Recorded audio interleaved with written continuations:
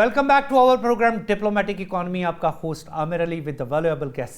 Sir मुझे कैस असलम साहब आपसे एक सवाल पूछना पड़ेगा. सर नईम सिद्दीकी साहब ने अभी एक जिक्र किया फॉरेन डायरेक्ट इन्वेस्टमेंट का. हमारा हमेशा एक बड़ा चैप्टर रहता है what is foreign direct investment. Foreign direct investment को आपने कैटर करना है, तो क्या ये काम SIFC या बोर्ड ऑफ इन्वेस्टमेंट का है कि वो ऐसी प्रपोजल्स बना के दे?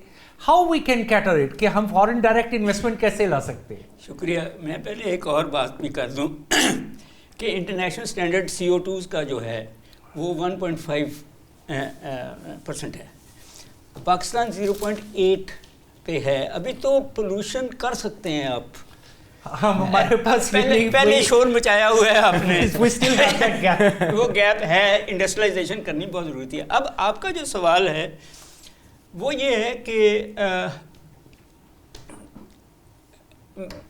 ये फॉरेन डायरेक्ट इन्वेस्टमेंट जो है, मैं कल ही पढ़ रहा था कि अब वो नीचे आके 1.6 बिलियन पे रह गई है. कुछ साल पहले 1 बिलियन चाइना की थी और 1 बिलियन अमेरिका की थी, और कुछ साल पहले मुशर्रफ साहब के ज़माने में ये इससे भी ज़्यादा थी एंड सच फोर्थ. असल में आप ये बात सही है कि अगेन उन इन्वेस्टमेंट बोर्ड्स ने ये फैसले करने हैं. जब गवर्नमेंट ही वो बैंकों का पैसा लेके इस्तेमाल कर रही है, जब आपके इंडस्ट्रियलिस्ट लोकल इन्वेस्टर्स भाग रहे हैं, तो फिर फॉरेन इन्वेस्टर जब इंडिया भी बैठा है, चाइना भी बैठा है, और जहाँ ईज़ ऑफ डूइंग बिजनेस है. अब इसमें मैंने तो 8-10 चीज़ें गिनी थी कि क्या क्या नहीं है. बिजली महंगी है, इनएफिशिएंसीज हैं इंटरनल, ये जो आपकी सड़कें और बाकी जो इंफ्रास्ट्रक्चर है, आपका इंटरनेट जो है वो क्लास पे, आपकी वुमेन पार्टिसिपेशन जो है इन दी इकोनॉमी बहुत कम है, आपकी लेजिस्लेटिव प्रोसेस जो है उसकी इन्फोर्समेंट बहुत कम है, वो गवर्नेंस के जो इश्यूज़ हैं एंड सच फोर्थ. तो और फिर ब्राइबरीज एंड उसके इश्यूज़ अपनी जगह हैं. तो ये सारी जो बातें हैं, ये जब तक आप इनको, वो जो खकान अब्बासी साहब कह रहे हैं, वो इन्हीं की wonderful person, very good economist, PDM 1 में वो मिनिस्टर भी रहे हैं. तो ये बात बिल्कुल सही है कि ओवरऑल स्ट्रक्चर जो है वो जिस तरह बैठा जा रहा है, मगर वो स्ट्रक्चर इसलिए बैठा जा रहा है कि अब तो आप के जो पॉलिसी मेकर्स हैं उनके अंदर और पॉलिसी इन्फोर्सर्स, उनके अंदर बहुत सारे ये ना सिर्फ भट्टा लेने वाले बल्कि जो आपकी लैंड माफिया है उसके लोग हैं. सर रमीज साहब कितने हैं डिपार्टमेंट जो आपको कैटर करते हैं एक इंडस्ट्री को? ऑलमोस्ट कमो बेश 36 डिपार्टमेंट, यानी कि वो 36 डिपार्टमेंट वो हैं जिनको आपको रेगुलेटर बनाया गया है भत्ता लेने के लिए. वन विंडो ऑपरेशन तो किया था ना सिक्योरिटी कमीशन के थ्रू, वो किधर गया? आपका वो कमीशन भी है जो प्राइवेटाइजेशन कमीशन और कॉम्पिटिटिव कमीशंस, ये सारे के सारे मैंने तो नहीं देखा कि वो काम कर रहे हैं.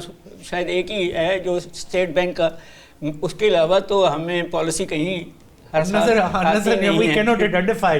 सर मुझे नईम सिद्दीकी साहब आपकी तरफ आना पड़ेगा. नईम साहब आपसे जो डिस्कशन हो रही थी, मेरा क्वेश्चन चेंज करने से पहले तो थिंक टैंक्स पर मैंने बात की थी कि थिंक टैंक्स, और इसके बारे में मैं आपके व्यूज़ लेना चाहता हूँ कि ये थिंक टैंक किस लेवल के हों और उन्हें कैसे एग्जीक्यूशन की तरफ लेके जाया जाए.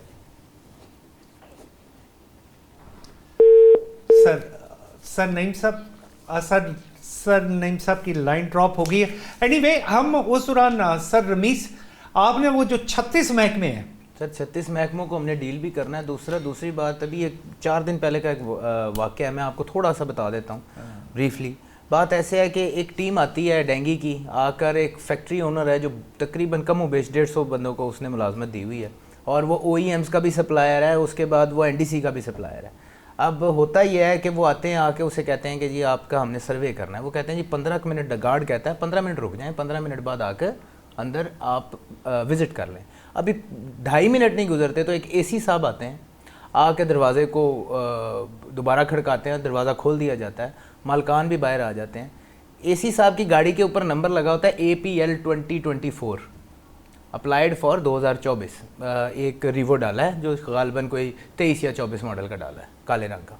اچھا اب ہوتا یہ ہے کہ اب ان سے پوچھا جاتا ہے کہ اپنی آئیڈینٹی دے دیں, وہ یا ہمیں بتا دیں ہمیں پتہ ہی نہیں آپ کون ہیں, وہ کہتے ہیں جی میں اے سی ہوں.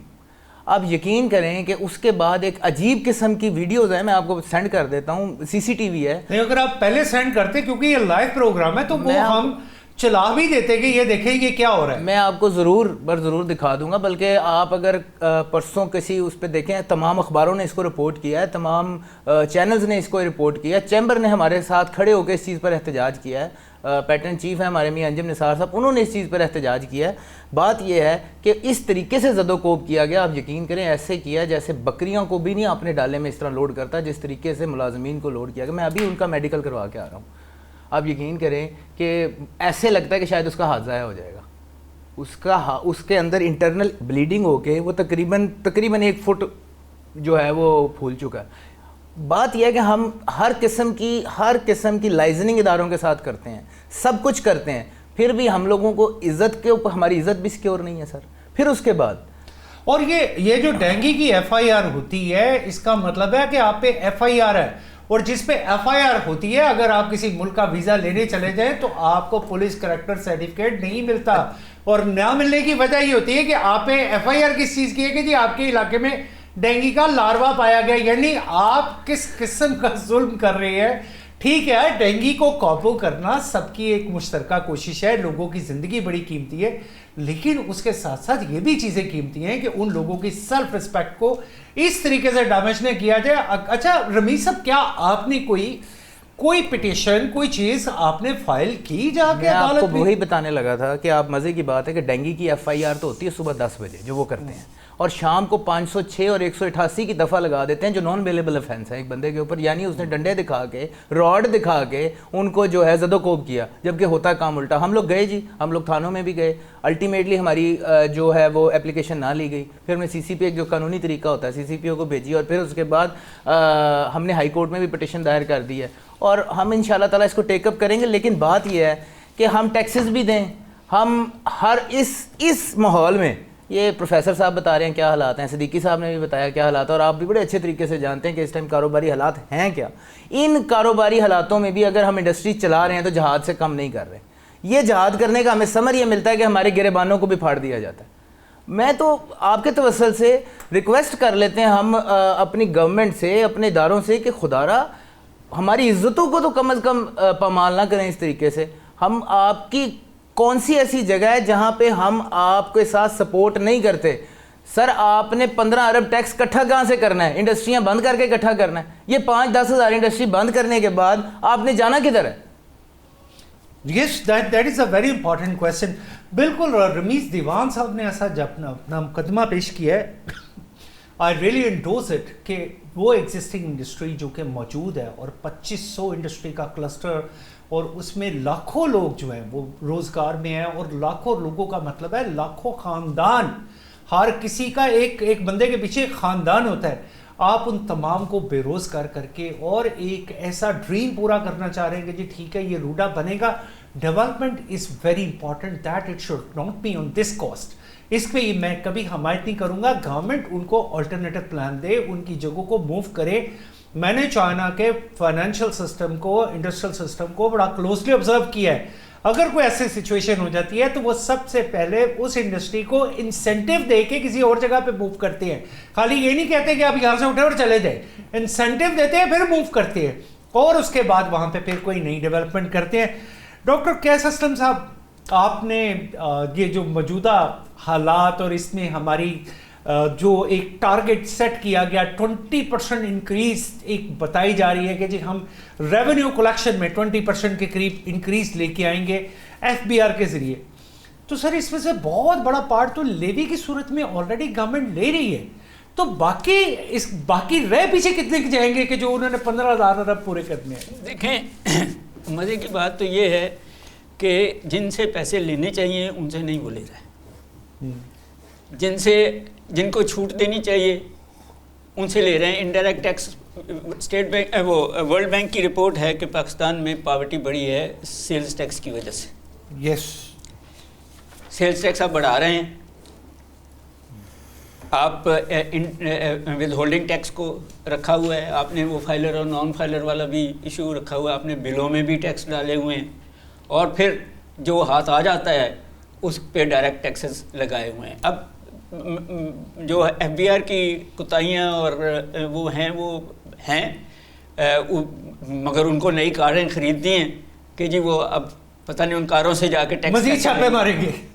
جو ریسنٹ رپورٹ آئی ہے, مجھے نہیں پتا کہ وہ یو این او کی تھی یا ورلڈ بینک کی تھی, وہ یہ کہتی ہے کہ پاکستان میں 11% اشرافیہ جو ہے وہ 89% اثاثوں کی مالک ہے, اور 40% انٹرنیشنل پاورٹی لائن کے نیچے لوگ رہتے ہیں. تو یہ کوئی 50% ہو گئے, اور باقی 51% جو لوگ ہیں وہی ہیں مڈل کلاس جو ٹیکس بھی دے رہے ہیں اور مراتے نہیں ملی. ڈاکٹر صاحب میں recently just I came back from a visit to China. I went specially to Kashgar. It is called Kashi, and it is such a wonderful place, and it is just like a window to the China. And I was very inspired, and I got a news from China government side. There's some officials, they told me that almost 90% of the local people, they own their home in China, that they successfully made them the owner of a home, and it is almost 90% in the world. So you see what is the success model. تو ہمارے یہاں پہ we never have this kind of experience کہ ہم 90% لوگوں کو اگر اپنا گھر دے دیں. اب 95% لوگ وہ بالکل غربت لائن سے کیا بہت باہر ہے, بلکہ وہ 5% بھی غربت لائن نہیں ہے. That is not a poverty line, وہ بھی اس پاورٹی لائن سے بہت اوپر ہے. And they should this miracle to every one.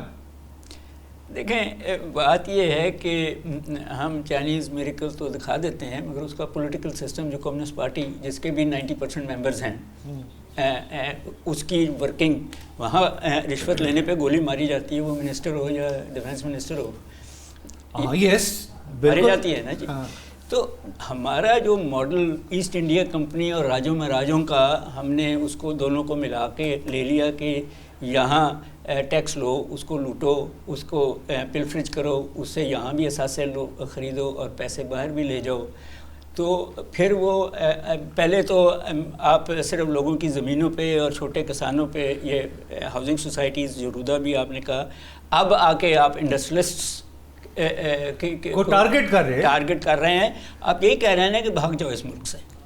آپ کے پڑھے لکھے لوگ باہر جا رہے ہیں, آپ کا پیسہ باہر جا رہا ہے, ٹیکنالوجی تو شاید آپ مشینیں خرید لیتے ہیں اور قرضوں پہ چلا رہے ہیں ملک کو. ریفارمس تو آئی ایگری, اسکولوں کا جو حال ہے, پروڈکٹیوٹی کا جو حال ہے, زمین جو اتنی, اور وہ ایجوکیشن کا جو ہمارا بجٹ ہے وہ بھی تھوڑا ریڈیوس ہو گیا, وہ بھی ریڈیوس بڑھنے کی بجائے وہ آپ پبلک پرائیویٹ پارٹنرشپ پہ لے جا رہے ہیں کہ آپ ٹیکس بھی دیں گے اور فیس بھی دیں گے. نہیں ڈاکٹر صاحب میں میں آپ کو امریکہ کی مثال دینے لگا. آپ نے تو دی نا چائنا کی, کہ وہاں میرا ایک واقف ہے, اس کا ایک بچہ سرکاری اسکول میں پڑھتا ہے اور ایک بچہ پرائیویٹ اسکول میں پڑھتا ہے. میں نے اسے پوچھا فرق کیا, اس نے کہا پڑھائی میں فرق نہیں ہے, جو سرکاری اسکول میں پڑھتا ہے وہاں فیس کم ہے اور ٹیکس زیادہ ہے, جو پرائیویٹ اسکول میں پڑھتا ہے وہاں ٹیکس کم ہے اور فیس زیادہ ہے, بیلنس وہیں ہو جاتا ہے. تو گورنمنٹ ڈاکٹر صاحب میں نے یہ کویسچن, بلکہ یہ میں وہ کویسچن ہے جسے میں پٹ اپ کرنا چاہتا ہوں کہ پاکستان میں ٹرپل پی ماڈل کو, پبلک اینڈ پرائیویٹ پارٹنرشپ کو بہت زیادہ ڈسکشن میں لایا جا رہا ہے, لیکن جب میں اس کے پریکٹیکل ماڈل کی طرف بات کرنے جاتا ہوں اور میں لوگوں سے پوچھتا ہوں, میں ایون بہت سارے جنہیں کہتے ہیں کہ ڈیسیژن میکر سے پوچھتا ہوں کہ how you will implement that triple P model in our practical economy, تو سر ان کا موسٹلی لوگوں کے پاس جواب نہیں ہے. دیکھیں سر, ایک ہی ہمارے پاس اگزامپل آیا تھا, وہ پی ٹی سی ایل کا تھا, اور اس میں بھی وہ ایفیشنسی نہیں آ سکی جو ایفیشنسی ہم چاہتے تھے. آپ نے بینکنگ سیکٹر کو پرائیویٹائز کیا, باہر کے بینک جو آئے وہ اسلامک بینکس ہوں یا وہ زیادہ ترقی کر گئے. آپ کے اپنے بینک آج بھی ان کی ایفیشنسی لیول جو ہے وہ اسی طرح کی ہے, U B L H B L کی جس طرح کی. بالکل صحیح ہے, وہی جو 4-5 ہمارے بینک. جی, سوال وہی ہے جو آپ نے انڈرلائن کر دیا کہ اکانومی انسینٹو بیسڈ ہوتی ہے. مینیجرز کی بھی انسینٹو ہوتے ہیں وہ, اور نیگیٹو انسینٹوز بھی ہوتے ہیں. ब्यूरोक्रेट्स के भी इंसेंटिव्स होते हैं और नेगेटिव इंसेंटिव्स भी होते हैं और वर्किंग क्लास के भी इंसेंटिव्स। डॉक्टर साहब मुझे बिल्कुल एंडिंग का कहा जा रहा है सर, लास्ट कमेंट रमीज दीवान साहब, what do you expect from government? Sir सिर्फ एक रिक्वेस्ट, एक छोटी सी बात और एक रिक्वेस्ट। अर्ज़ यह है कि industry is the only saviour of your country. आप अगर इंडस्ट्री को इस तरीके से बंद कर देंगे, अगर आप कोई रास्ता नहीं देंगे, देखें सिंपल बात यह है, जो इंडस्ट्री जहाँ पे मौजूद है 20-20 साल से मौजूद है, 30-30 साल से मौजूद है, उसको वहीं रेगुलराइज करें, नए एरियाज़ बताएं, जो जिसको समझ आएगी वो वहाँ पर चला जाएगा। अब हमें इंसेंटिव दें। देखें बात यह है कि अभी डॉक्टर साहब फरमा रहे थे, प्रोफेसर फरमा रहे थे कि बाहर से 6-6 सेंट की बिजली ऑफ़र होती है, प्लग एंड प्ले ऑफ़र होता है। हम यहाँ पे 11-12 सेंट की बिजली भी ख़रीदते हैं और हम यहाँ पे बदमाशी भी सहते हैं। खुदारा दो काम करें, एक कारोबारी बंदे की इज्जत का तहफ़्फ़ुज़ करें, दूसरा जो जहाँ मौजूद है उसको वहाँ रेगुलराइज करें, उनके रोज़गार बंद ना करें। रमीज साहब बहुत शुक्रिया। रमीज दीवान साहब हमारे साथ मौजूद थे, नईम सिद्दीकी साहब थे डॉक्टर कैस असलम साहब। वेरी वैल्यूएबल डिस्कशन और प्रपोजल्स जो सामने आई हैं। I really hope that government should act accordingly, note by force. इसके साथ मैं आपका शुक्रिया अदा करता हूँ, आपका प्रोग्राम का host Aamir Ali on diplomatic economy.